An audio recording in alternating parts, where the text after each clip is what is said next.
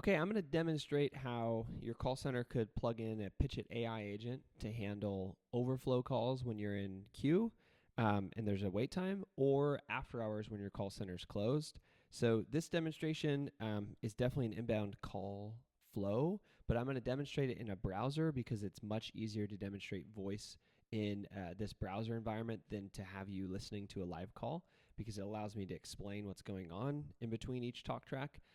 But imagine this being a voice conversation while you're watching this demonstration. So I've basically trained this AI agent on specific call center hours and availability, as well as a series of products. And we're focusing mostly on selling internet, phone, and utility plans to a consumer. And so imagine you're a telco carrier or a broker dealer, and you've got someone calling in, but you're closed or all your agents are busy, right? So the AI agent at Pitchit would answer the call with a track like this. Hello, this is Pitchit speaking on a recorded line. Our call center is currently closed or all of our agents are busy, but I can help you schedule a call with one of our next available live agents. Which day and time would you be available? I can also answer any questions now if you reply. So let's make this hard. So I don't want to just schedule a call and say, fine, that's right, call me back tomorrow. I could do that. So let's do that really quick one. Call me tomorrow, right? Tomorrow morning, right? This is his softball pitch answer. We're going to get into the harder answer next, but this is the easy one. Someone just says, fine, I don't care. You can call me tomorrow. I'm not in a rush to talk to you. It's going to know what time zone you're at, let's say Pacific, right? And it is just going to find the first available time tomorrow morning, Pacific time zone, that your call center is operating, right? Which might be 9 a.m. Pacific time. And it's going to schedule the call to call this particular recipient back. And the AI agent's actually going to do the calling. And so let's say it's tomorrow morning, 9 a.m. Pacific. Hi, this is Pitchit speaking on a recorded line. You asked us to call you at this time because we were busy when you called yesterday. Does this time still work for you? I have a live agent ready. So anyways, this call goes out. It's going to say this script. Hi, this is Pitchit speaking on a recorded line. You asked us to call you at this time because we were busy when you called yesterday.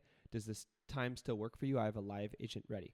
I'm just going to say something like yes, and then it would basically transfer, end of story. You've now booked and transferred inbound someone who called when you were after hours before. We're going to move on. We're going to keep moving to the harder line item that we talked about earlier. So back to the beginning pitch. Let's say I'm an inbound caller and I'm calling after hours or all the agents are busy. And I'm not so simple. I don't say just call me back tomorrow. Maybe I am calling about a specific need, right? So I'm going to actually ask a couple of objections and say I wanted to know, what internet is available at my house. I'm calling because I want to know what internet is available at my house. Can you answer that question for me now? Right? So maybe they don't even need to talk to a human about this, and they just need their question answered really quick. And so the AI agent is trained on this. It's going to ask, what internet are you talking about? And so again, I have trained this AI agent to be a broker dealer of telco products, so it can sell a whole bunch of different kinds. Let's say I want to sell AT&T. So the recipient says, I want to know if AT&T is available at my house. Great. Now it's going to tunnel into its serviceability API. It's going to ask for the address of the caller. I'm going to say 10313 Big Thicket Drive, zip code 78747. What the AI agent's going to do on the call now is it's going to take that address, transcribe it, send it to Google Maps API to get it structured properly. Then it will take the structured address and send it to AT&T's API to find out that, yes, in fact, it is available and they do have fiber internet. And then it's going to ask when you could get a call back, because, again, the call center is closed or it's busy, and so you need a call back. Let's say I'm still difficult, and so I'm not going to schedule a call back. I'm going to say, what does it cost, right? Maybe I want to know what it costs before I'm willing to get on the phone again, because maybe I already have an internet dealer and it's $90 a month and I want to make sure AT&T is cheaper, or maybe I have half a gig and I want to make sure that it has at least 1 gig so it's a better service. In this case, it's going to answer the question, 500 megs for $65, 1 gig for $80, 2 gigs for $145.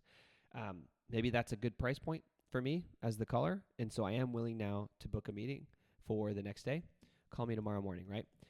Now it's going to get into the same back and forth. What's your time zone?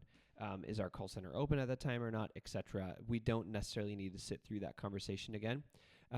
But you do get the point that effectively what has happened now is you've seen two different ways that an inbound call after hours or during peak time when your agents are busy, how it can answer questions as complicated as serviceability and pricing, as well as handle objections and rescheduling as needed, so that you don't need a human to do all this, and so you just have fewer people hanging up and never calling you back. Thanks for watching.